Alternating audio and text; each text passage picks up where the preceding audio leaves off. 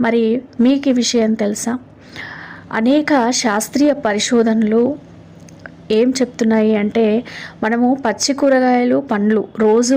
ఒక పూటైనా కనీసం ఒక సలాడ్గా కానీ జ్యూస్ రూపంలో రోజుకొక పండు తినడము, జ్యూస్ చేసుకొని తాగడము, లేకపోతే కూరగాయలు, పచ్చి కూరగాయలు ఉంటాయి, క్యారెట్, టమాటా, బీట్రూట్, బీరకాయలు, సొరకాయలు, ఇట్లా ఏవైతే మనము ఒక జ్యూస్ రూపంలో, అంటే వాటిని బాయిల్ చేయకుండా డైరెక్ట్గా వాటిని పీల్ చేసేసి చక్కగా మిక్సీలో వేసి ముక్కలు కట్ చేసి దాన్ని పిప్పి వడగట్టేసి ఒక గ్లాస్ వాటర్, ఒక మనిషికి తగినంతగా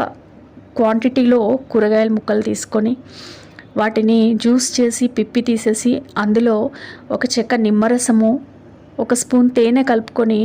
రోజు ఉదయాన్నే మనం టీ సేవిస్తూ ఉంటాము. టీ తాగడానికి బదులుగా ఒక గ్లాస్ ఈ పచ్చి కూరగాయలు,